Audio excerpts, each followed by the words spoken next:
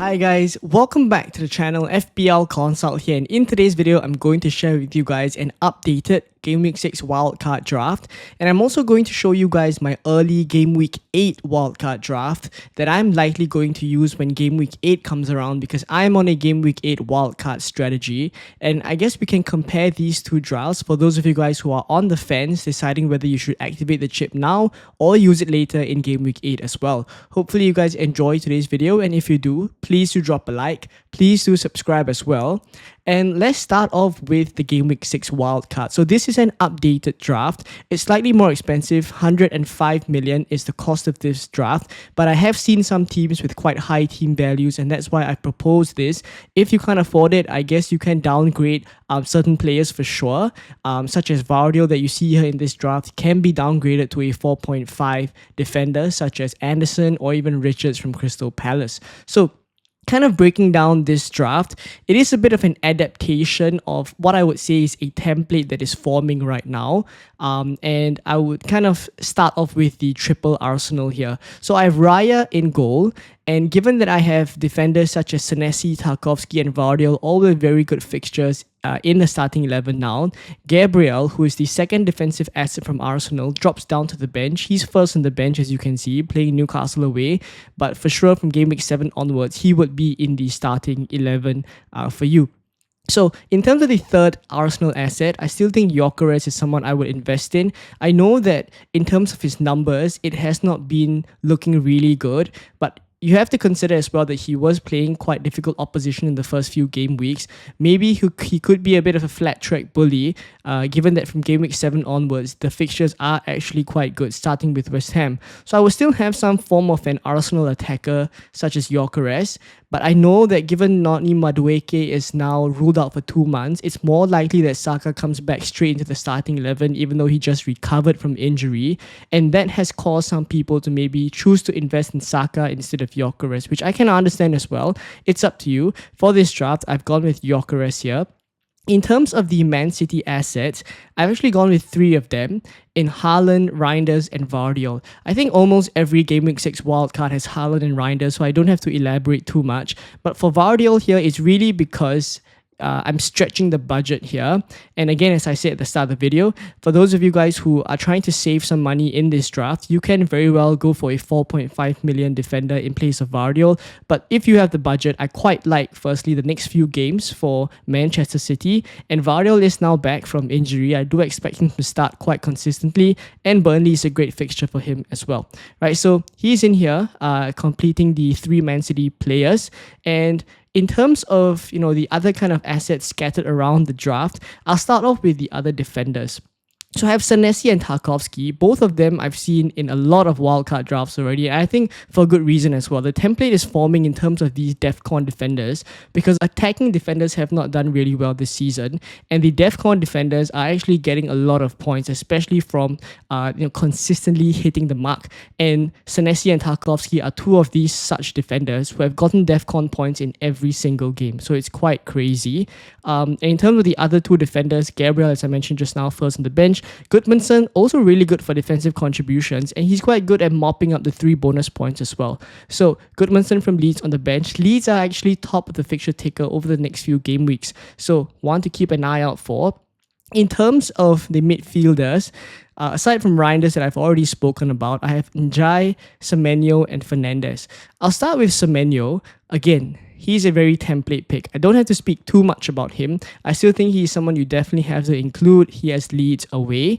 Fernandes here, initially this spot was Cole Palmer, but given that he is now injured, I've dropped Cole Palmer down all the way to Fernandes, and that has freed up the money to go for Vardiol instead of a 4.5 million defender there. And as for Iliman Njai, I prefer him over Jack Grealish because Jack Grealish cannot play in Game Week 8, and also Njai is more of a goal threat, and he's also on penalties as well. So Njai is in this draft because Everton are also quite a decent attacking outfit, I would say. And then up front, In terms of who I haven't spoken about is João Pedro. I think Chelsea's fixtures are still one of the best in terms of maybe the next 10 game weeks or so, and you're building a wildcard for the long term. So João Pedro is still in here.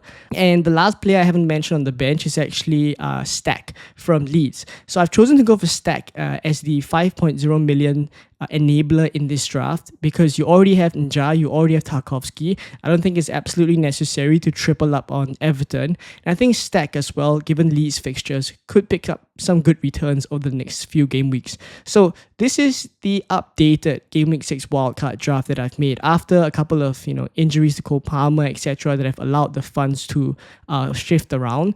But I think something important for me to mention as well is that Erling Haaland is a bit of a doubt because what Pep has said is that he's been nursing this back injury that is what caused him to come off slightly earlier in the Arsenal game. He hasn't played in midweek against Huddersfield, so he's got to rest midweek. What Pep also says is that he hopes Haaland will be back in time for the weekend, in other words, Game Week 6 against Burnley.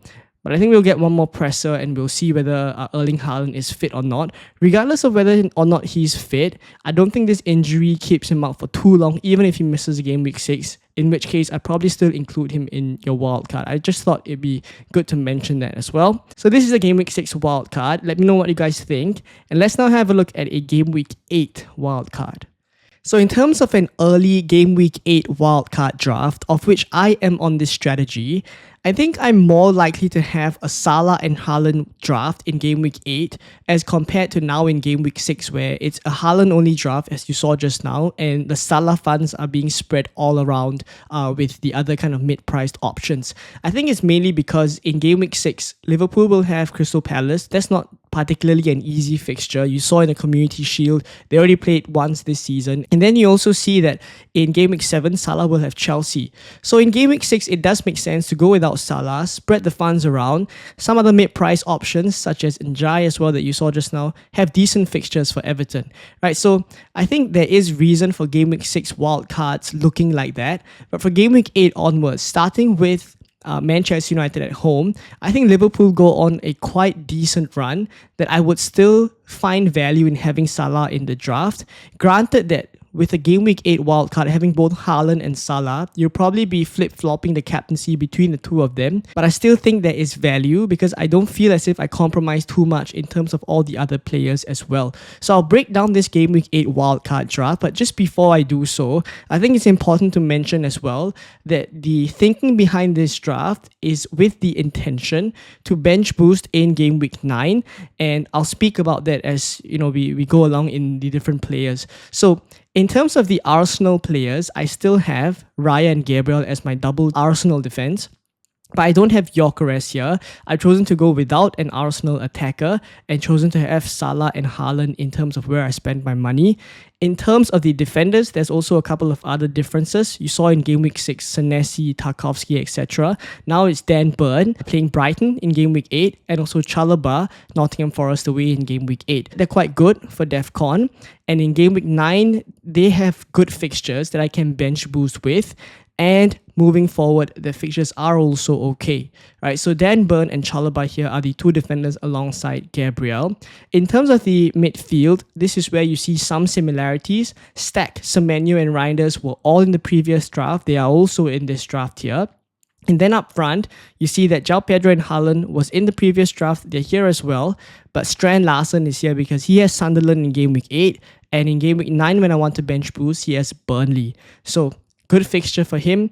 And in terms of the overall structure, it's likely still a 3-4-3 for a Game Week 8 wildcard. So again, the main differences is maybe going without Gyökeres and also some defensive changes, but mainly the Salah inclusion in this draft. This is not to say that in Game Week 6 you can't build a Salah and Haaland draft. There are a couple of these drafts floating around, and in that sense, I think those drafts for Game Week 6 is something similar where you go without Gyökeres, you go to someone like a Strand Larsen with the intention to either either bench boost in Game Week 8 or Game Week 9, and then you use that funds to go for Salah still. These are the main differences, but I thought it'd be good to discuss a Game Week 8 wildcard right now in Game Week 6 because a couple of people are quite on the fence. They're thinking about whether you should wildcard in Game Week 6 or wildcard in Game Week 8. Something just to end off this kind of portion of comparison before we finish the video is that there are, aside from the picks that we're looking at here, some other material differences, such as going for a wildcard in Game Week 6, you have majority of your Arsenal players playing Newcastle, so that's not ideal. You likely will have some Chelsea players as well. They will play Liverpool in Game Week 7. So you'll be able to avoid these kind of fixtures if you wildcard in Game Week 8 instead. And then obviously, before Game Week 8, there's the international break, so you can react to any kind of injuries that happen then. So there's pros and cons to both, a wildcard in 6 and a wildcard in 8. Especially, I think in Game Week 6, you get to take advantage of price rises now, where Game Week 8 wildcarders, you kind of have to, take a bit of a hit. These players will rise in price. You eventually will want to bring them in come Game Week 8 when you wildcard, but you just can't go for them yet. So pros and cons, let me know in the comments down below. Are you favoring a Game Week 8 wildcard or a Game Week 6 wildcard? What strategy are you on? And if you're on a Game Week 6 wildcard, then how different does your draft look from mine in the previous section? If not, I hope you guys enjoyed today's video. Please do drop a like. Please do subscribe as well. And I will catch you in more Game Week 6 content coming very, very soon. Bye-bye.